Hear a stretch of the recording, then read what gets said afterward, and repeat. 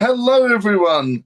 We have once again the lovely Andy with us, Hello. and we are going to review another fantastic dumpster dive wrestling film I'm not sure starring the fantastic. lovely Roddy Piper. Oh, Rowdy Roddy Piper, one of my favourites. I remember. See, he was quite a big star when I first watched wrestling. Him and Hulk Hogan Indeed, were the kind of like two of the biggest stars on there because that's it. it was just after the time that Andre the Giant and that had left. Yes, So Rowdy Roddy Piper and Hulk Hogan were the two big names. that's it. And Hogan and Piper tried to leave and create film after film after film. And of course, one of Roddy Piper's films was Hell Goes to Frogtown. And that is what we are going to be reviewing, slash talking about, slash crying about today. What amazed me is this was his fifth film, right? Wow. This was his fifth film, but the thing that really amazed me is that after this, he made another 45 films. What? Yeah, I know. I had no idea. Yeah, No idea whatsoever. he's made about 50 films altogether, and he's done about 20 odd appearances on TV shows as well. Wow. I had no idea. I didn't know that. I mean, I only know about this one and They Live. Yeah, me too. And I only found out about this the other month, really. I only knew about They Live. I thought Uh, he was a thi- one and done guy. this is one of those films that I remember hearing about years ago. I mean, it's 1988, and I remember hearing about it years ago in the sort of late 80s when came out, and it Yeah. was talked about with such disdain. Yes. People were so kind of like, "Oh my God, have you seen that rubbish?" Yeah. Yeah. And it's like you can't take your eyes off the screen. Um, the missus went to me, "What are you watching? This looks like soft prawn." And I'm like, and I'm like, no, I don't think it is. No, but it was very nearly that because I mean, apparently. From what I was reading, that when they wrote the original story, the storyline and the humour in it and that sort of thing were much raunchier. Really? There was Wow. much more nudity, and there were much more sort of like suggestiveness about the comedy and all this kind of thing. There is in this, so Ooh, God yeah. only knows. I was a bit like, oh my God, what have I got myself into here? It's But and then they're all driving around in the desert, this little mini and stuff like that, and I'm like, oh. yeah. I mean, And it's the there's even long shots of the mini riding past, and oh, and there's the special wee flap. I mean, it's a post-apocalyptic thing. I like that. My favourite description of it was from somebody who was an English film reviewer who said it's Mad Max meets the Frog Prince in a Carry On film. Yes.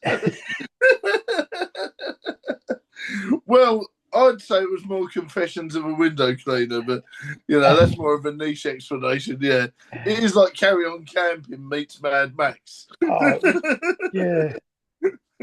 Well, I mean, it reminded me actually. I mean, really showing me age now. Uh, there was a film in 1974, a British.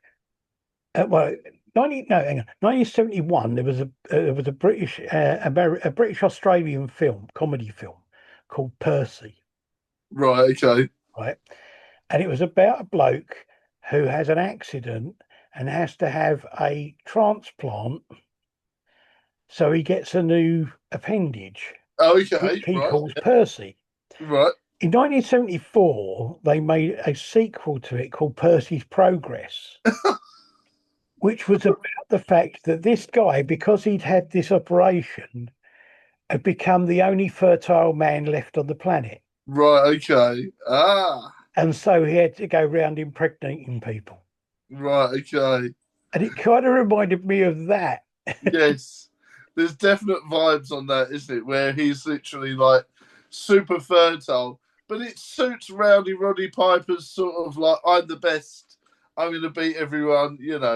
Everyone Yeah. goes on about how Hogan had such a big ego, but Rowdy Roddy Piper's got a big ego too. I was just like, You know, I was sitting watching this thinking, what the hell is this? you know, and it is almost like he plays the same sort of character from They Live as well. So I'm Right. like, why didn't they just make it a loose sequel to They Live? Well, this was actually made before They Live. Oh, was it? Yeah. Wow. Which is, I mean, I just look at his figures like, did John Carpenter watch this and go, he's the bloke I want to be in They Live? So John Carpenter watched Hell Goes to Frogtown and went, he's going to be a great serious actor for my sci-fi horror. That's Yeah. that's gonna be even influential 40 years later. I mean, it is. I mean, there's some parts about this, mainly the kind of the frog outfits and that sort of thing, which are quite well done. Yes. Um, and yeah, uh, Yeah. Yeah, the frog outfits are done really well. Like you say, we love practical effects and stuff, and you did get that vibe that there wasn't any CGI or anything. It was literally just the costumes and that, which was great. Like you say, it was literally like, what rude, weird joke can we say to end a scene and then push forward something else? yeah.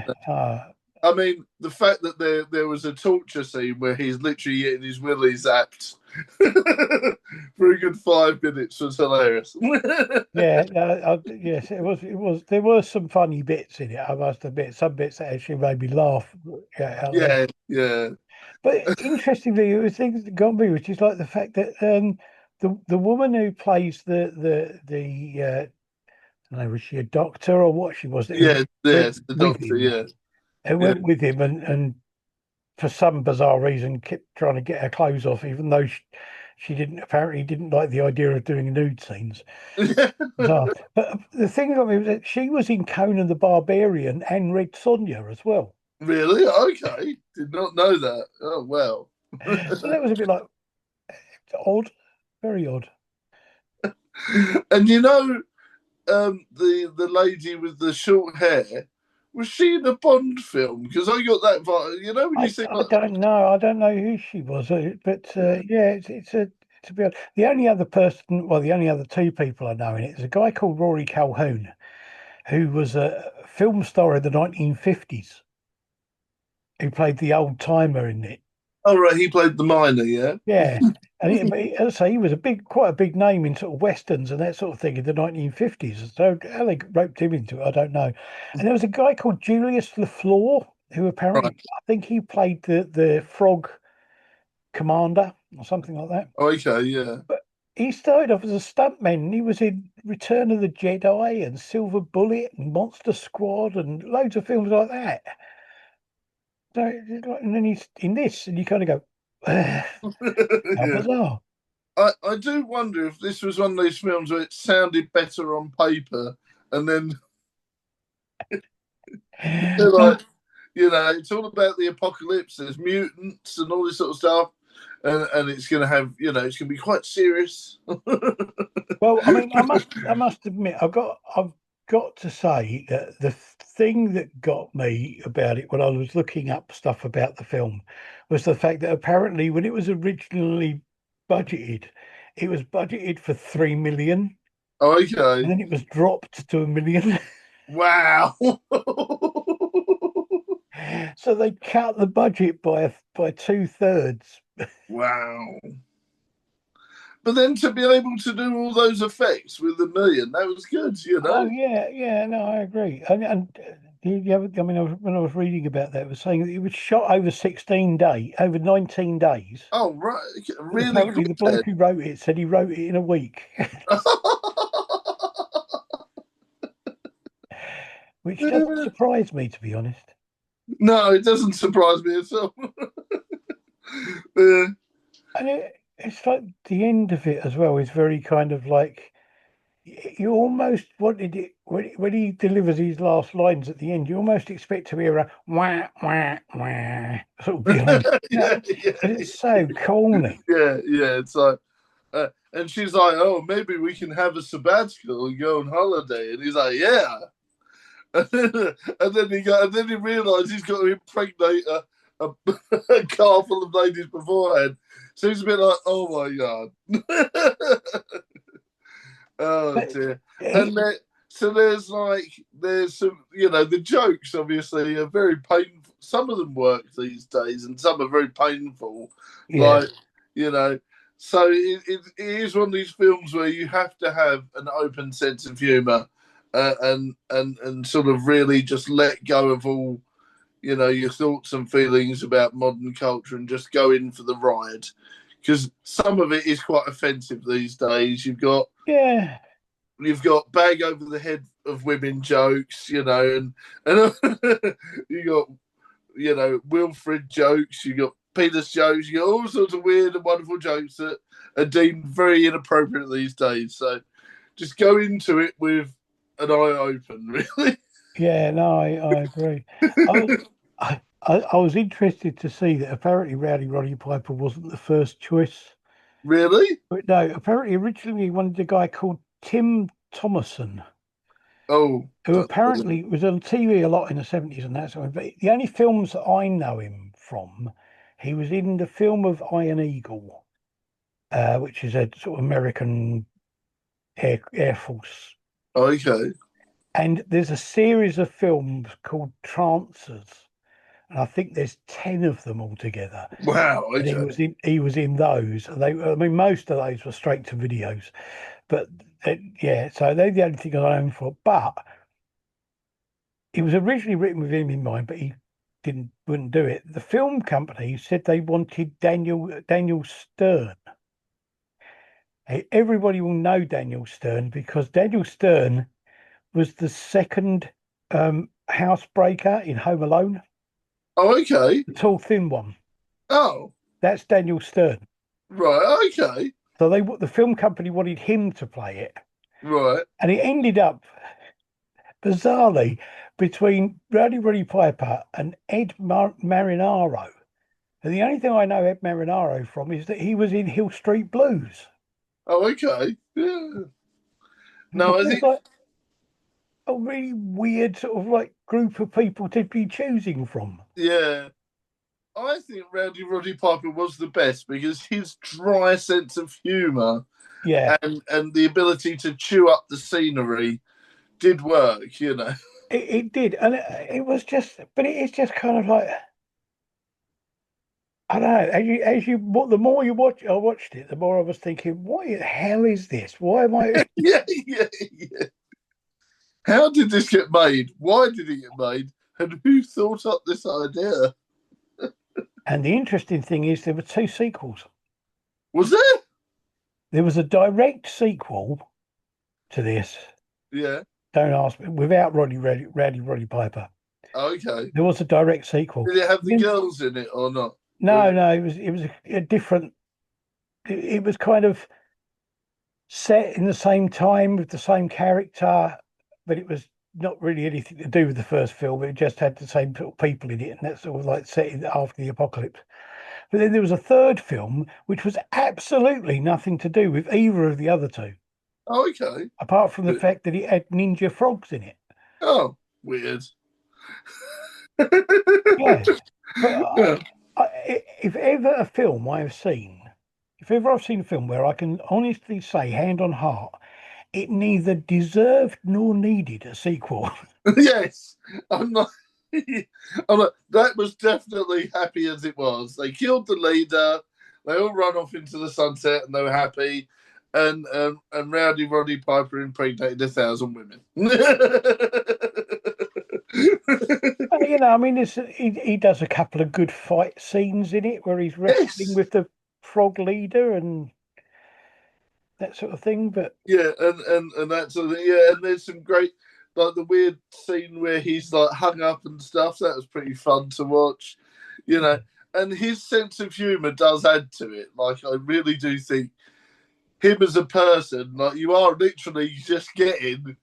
It's the same when Hogan acted. Really, you are getting Terra Baleo, or whatever his name is, or like Rowdy Roddy. You're literally getting that person in that situation. Which Yeah, a lot of modern actors do that now anyway. So yeah. I mean, I don't know. I just kind of like I can see why Rowdy Roddy Piper did it because it was like money, and it's sort of like it's another thing and another element to your career, isn't it? If you that's it. You know, you're not going to be a wrestler for your entire life because at some point you could get injured or whatever. that's it.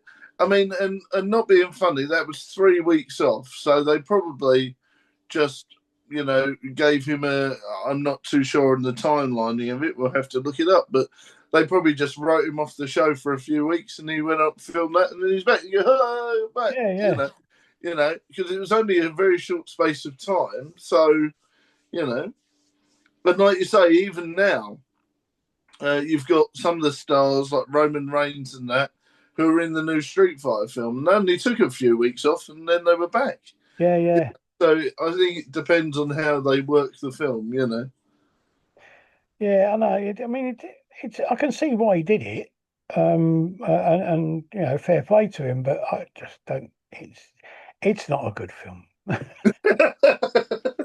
No, it's one of these films where I can say I've watched it.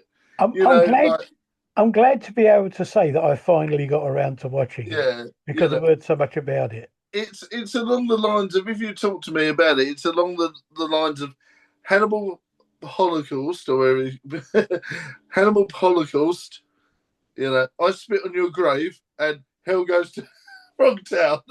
I don't know. films, films that I'd never watch again, but I can say I've watched that. I don't know. I mean, I think the other two are a bit better than this, but it's just Oh my yeah, but just I my would point of never view. watch them again. That is in that Right. Okay.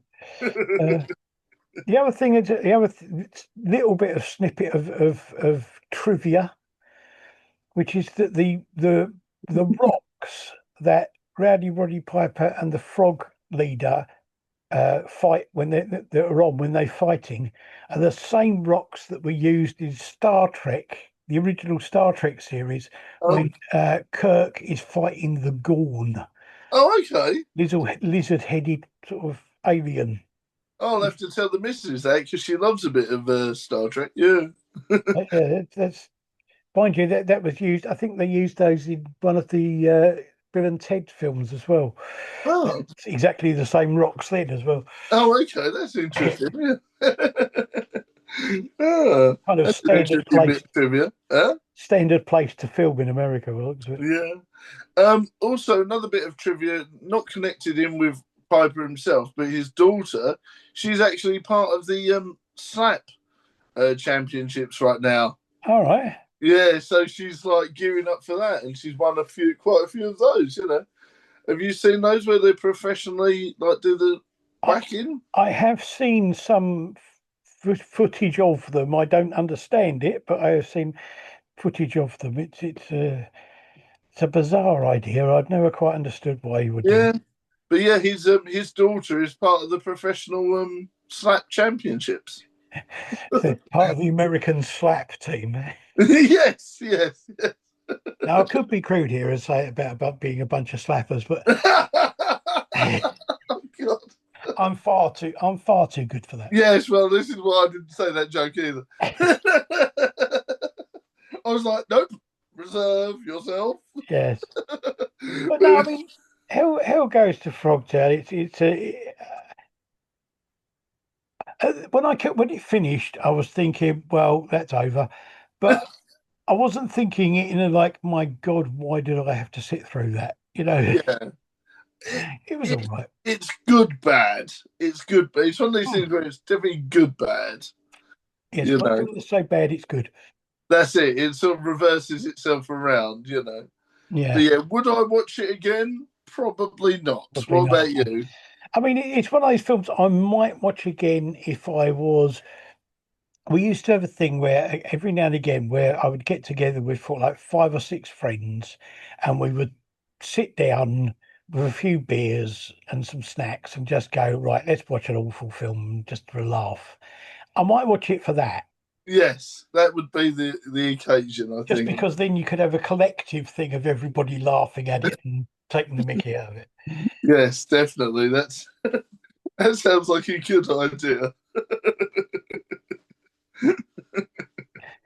Oh, thank you, Badger, for letting me watch it. Inflicting this upon you. But yes, next week is going to we are going a bit highbrow. We're going to be watching They Live, also with Rowdy Roddy Piper, and a world away from this. Absolutely, a much better film, in many Much ways. better film, and still talked about and influencing popular culture to this day. Absolutely. And the more, it's bizarre because the more weird and 1985 society gets, the more popular this film is actually like, is this real? No. Yeah, I think it's going to be in the future. It's going to be a lot of people saying, "Is this a documentary?" Yeah, where's my special sunglasses? and and actually, the figure of Rowdy Roddy Piper in the Get Up from They Live is one of the most expensive WWE figures. Wow. I saw it last year in Smith's for 20 quid. And you know when you're like, should I, shouldn't I? And I really should have bought it because it's quadrupled in value now. It's impossible and impossible to get. Wow, that's incredible. So there you go. All Yeah, right. tune in next week for They Live, and please comment and say hi in the comments and let us know what you thought. Do you think we're right about Hell Goes to Frogtown, or do you think it's fantastic, or do you think it's a hot mess like we say? Tell us and let's chat in the comments. If you haven't seen it, if you want to watch it, it's on Amazon Prime at the moment. But I think there's also a copy of it on YouTube, but I'm not sure whether it's the full one or it's an edited one. Okay, there you go. So you can watch it either way. But yeah, please watch it on Prime and let us know what you think. Absolutely. Oh God, and may God go with you.